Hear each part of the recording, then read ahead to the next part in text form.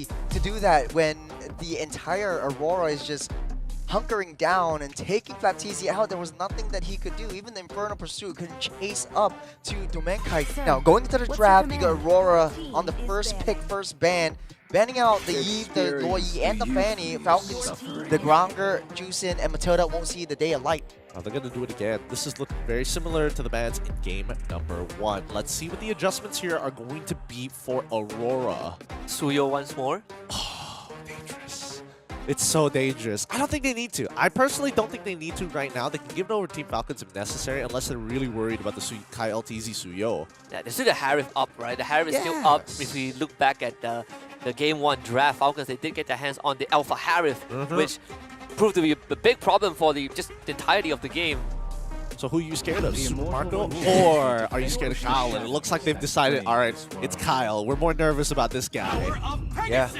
Domenkite, the Smiling Demon, picking up his signature Immortal Demon to his name. Then Team Falcons going back to the basics, the Badang and the Harith, like we see in the first game. Okay, this is where it got awkward, right? They got the high they initially got the high loss for the side of Aurora, and then eventually Team Falcons will get the Hilda later down the line.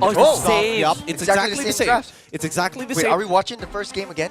Maybe. Depends if we see the Xavier come out for the side of Aurora. Oh, it's exactly the same thing again. So far, so good. So far, so good. Now it's the bans. Now it's the bans. This is so important for Aurora to get the bans right. Ban out the Hilda. They have to ban out the Hilda. So Aurora, if they want to make this work, they have to ban out the Hilda. I agree. I think you have to ban Hilda. And I feel like there's a universe where you might have to just tell Edward, hey, you gotta play high-lows. Yeah, he might have to play high-loss this time around. I think the Hilda, there's a give and take here in terms of like, is it worth banning? Personally, as much as I still remember game number 1, the better part of me is telling me, no, it's not worth banning. I think we still focus on the mid lanes. Chuck them out. Chuck as many as possible out. Force them back onto the Vexana one more time, and then we can look for other plays. Well, you know, it's all down to execution, right? So Aurora just has to find a way to shut FLCN down, and this might be in the form of banning out Hildas, banning out high rotation heroes. The Hilda and the CC are very, very crucial factors for FLCN success. Even the Farsa still same, just like game 1. Just like game 1. Taking out what few wants to play. I mean, if we go back to between Valentina, Vexana, Aurora, Xavier, Sicilian, the Sicilian was banned out by Team Falcons in game 1 at least.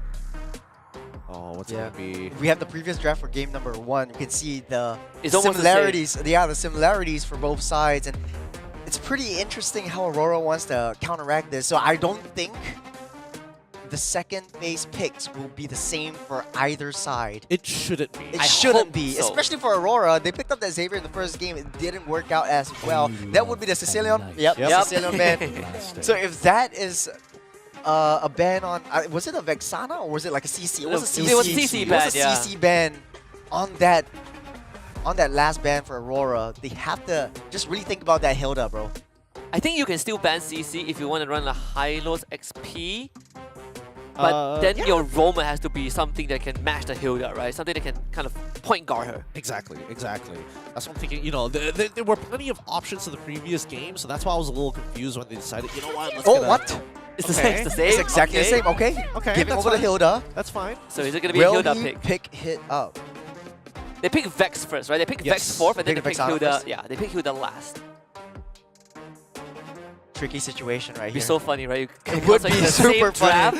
But if the results are different, then maybe it's not entirely a draft issue, you know?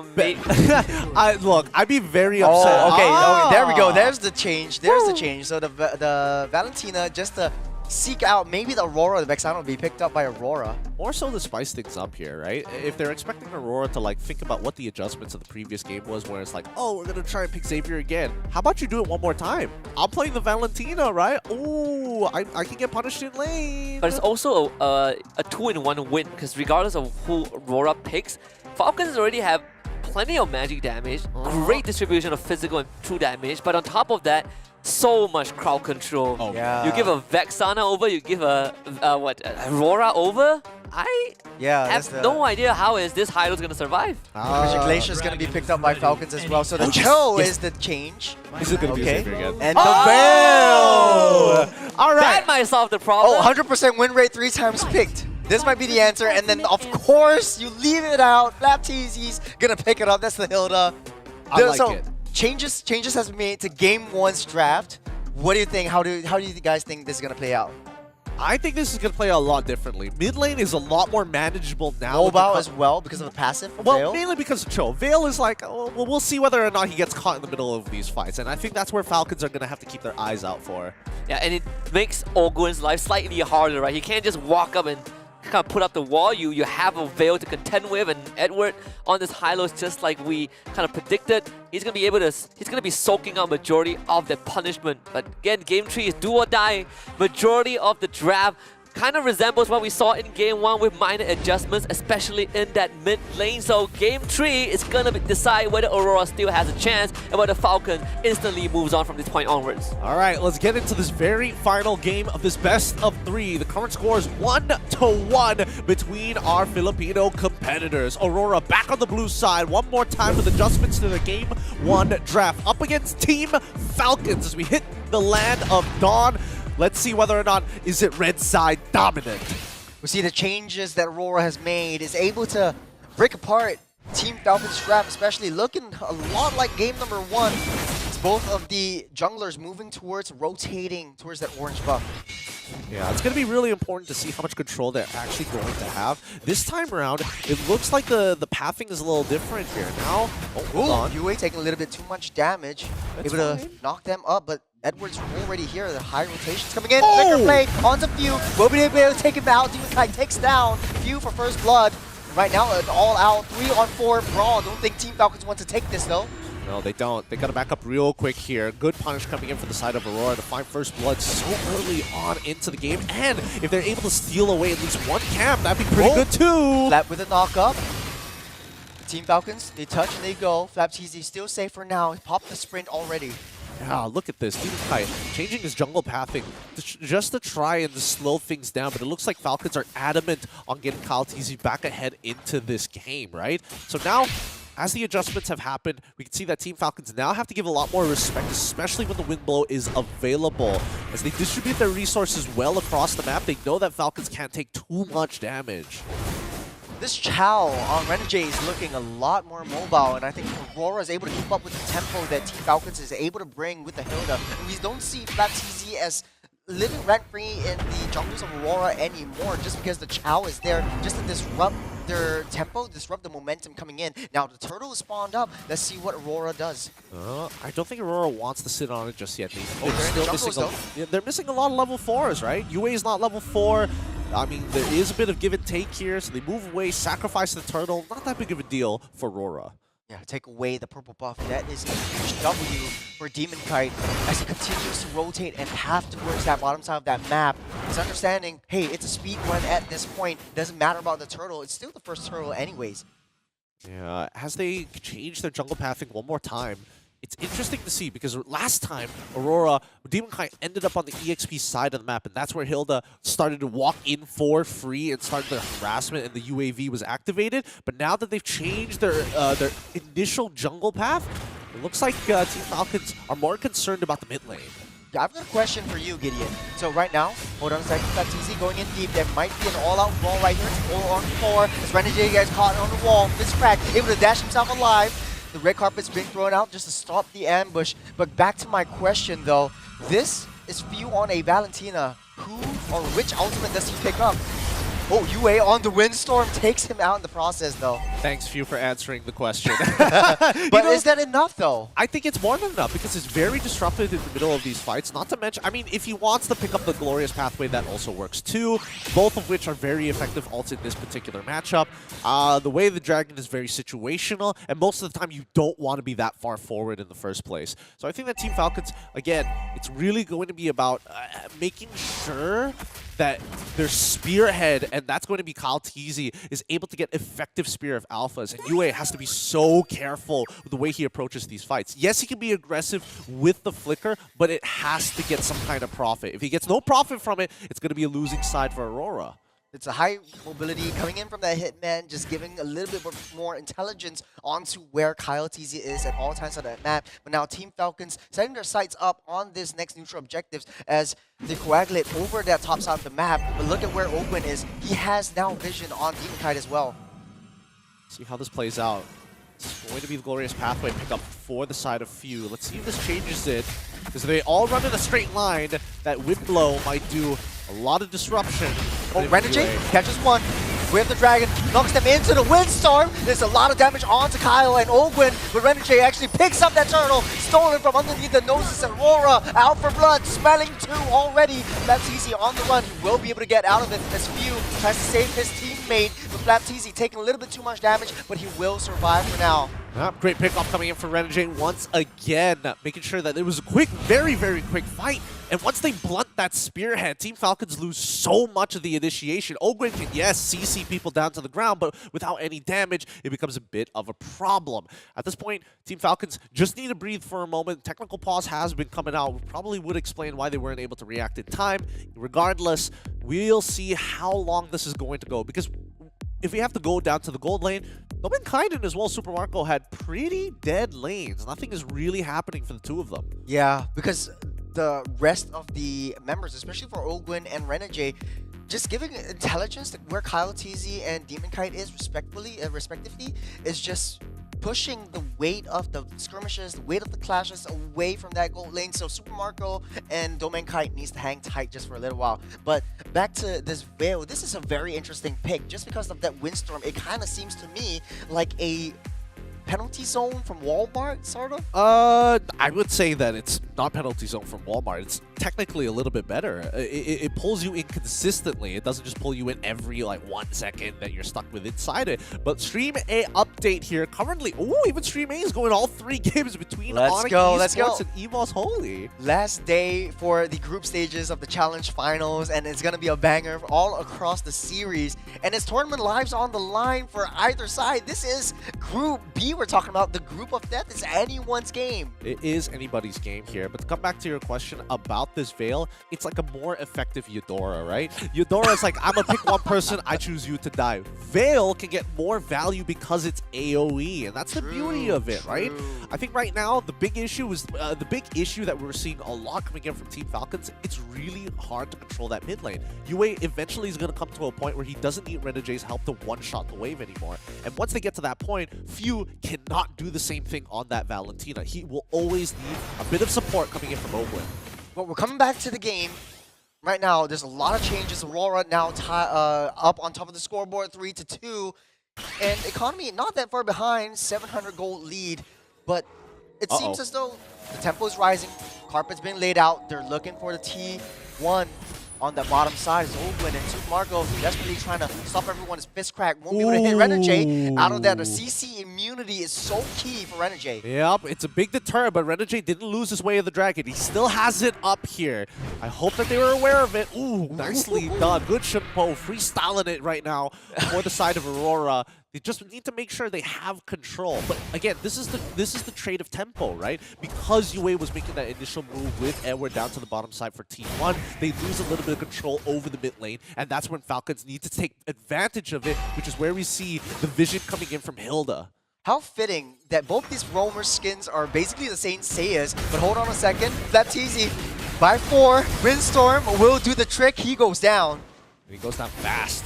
Can't do much about it here. Not a lot of reinforcements or support as Team Falcons want to find the trade on the opposite side, so Tempo still in control of Aurora. The vision, the UAV has been punished. You might be right here. Just because of this Veil, it stops Hilda in his tracks. Like, Flapteezy can't even get close to whatever he wants to do in game number 1. He's always getting shut down or knocked up. He's just stunned up. There's just so much crowd control that Team Falcons can't handle, at least for now. Yeah, they got to dodge.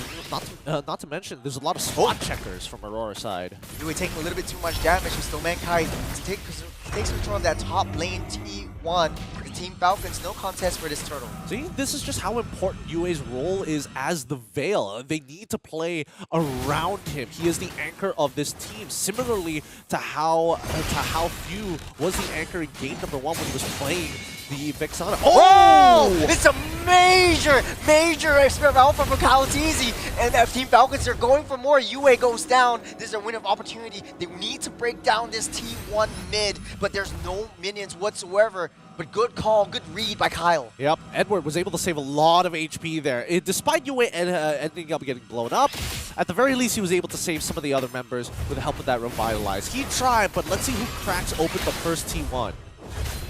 Rotations are coming through. It's a 1-4 composition. As Team Falcons looking for a way to break it down. There's a flicker by Renegade, Spirit Alpha, and a kick towards that wall. Domenkite with the SLD. Here comes Demon Kite as Kyle Teasy is unable to handle 3 members. They forced the play on him, but they need to focus on this mid T1. They're going to find a trade on the opposite side, but the permanent damage has already been set here. Oh, there's a stun up by Ogwin, able to dash out, but the Glorious Pathway is not enough. The Windstorm should do the trick yet again. Ogwin goes down as 2 members down.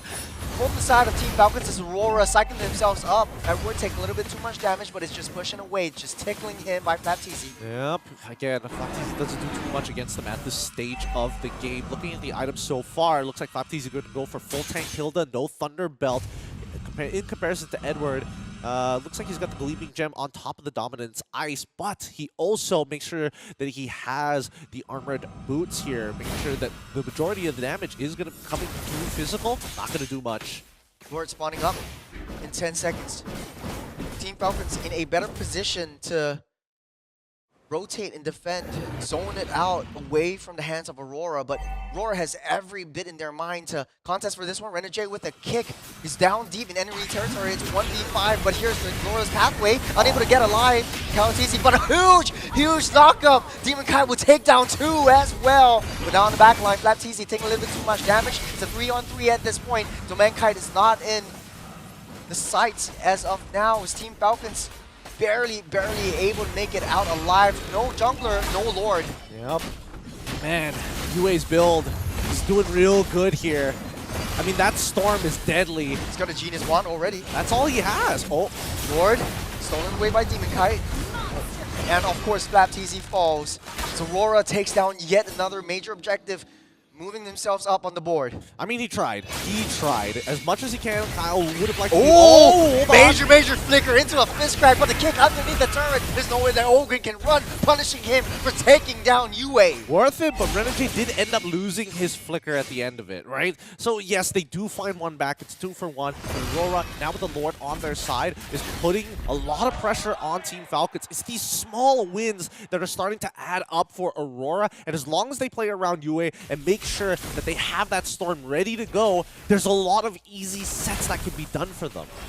Lord marching on the bottom side, but T1 seems to be the prize here for Aurora.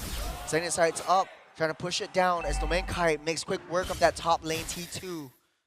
They're all over the place. Team Falcons, without any priority, can't keep up with how much mobility there is. Not to mention the efficiency of the split of resources being done by Aurora's side. They still need to figure out. Oh, Glorious Pathway, slow everyone out, but UA with the flicker, Windstorm takes down Super Marco. That's a one-shot from UA. If you're not going to do it, I'm going to do it myself. Flickers forward and catches 3. Only one-shot Super Marco. Everybody else getting chunked low. This man is dangerous. His build is greedy and is designed for one thing, and that is death. Oh, no magic penetration. Lord already on the T3 down top. Renegade, the hitman, zoning everyone out of the way. Kalatizi holding on to the Spirit of Alpha. They don't want to risk it. Not here, not now. As FlapTZ trying to pull Renegade away. The Glorious Pathway laid down by both teams, trying to slow the engage, to slow the approach. As Aurora takes what they can and crack down and open the T3 bot. They're making clean decisions here. Holy cow, UA's already got a holy... Oh my goodness. He's got a Divine Glaive ready to go. Magic penetration all the ways through. Genius Wand, Divine Glaive. You got the penetration boots as well. It's crazy how much damage UA is dealing. And Gideon, it's crazy how one small change in the draft from game number 1, which seems so dominant for Team Falcons, is changing the course of battle for Aurora. Well, I mean, it's 2 big changes, right? Having the Cho, which we were talking about off stream earlier, and I would have expected Veil to be the go-to pick this time around. However, there's a lot of benefits to it, right? As you can see, clearly they have a lot more control in that mid lane. I think that right now Falcons are probably thinking to themselves, especially Few is like, man, this Valentina not looking too hot right now. He can't seem to close the distance on UA to a steal that the most he's getting right now is just the carpet. But when he does have the ult, who's really going to set up for his team? When they engage too hard, UA is able to counter-engage without having to do too much. And even so, few could try, but I mean, Renegade, if he plays well with that Shun Po, can dodge a majority of the damage. Ogwin in game number 1 seems so dominant with this Roam Badang, but it kind of seems like it's a Roam Badong. Whenever he goes in, it's so high committal. Now, the Lord is getting started, getting pulled over by Demon Kite. Kyle TZ is in the area afterwards. He gets sights on him. Demon Kite takes down that Lord. Lord's halfway, lays down as Kyle TZ slows his ascent. Flat TZ already goes down. Next is Few. Next down is Kyle TZ. There's 3 members down for Team Falcons as Aurora's coming in. Ogwin's next to fall. Domain Kite wants to go for more. Make it a 5. It's a full wipeout for Aurora, and they're wasting no time to the base, keeping their lives and live, keeping their dreams of making the playoffs a reality still. RORA, the colors are still up in the sky. A 2-1 victory still gatekeeping the Falcons here. Team Falcons will take the loss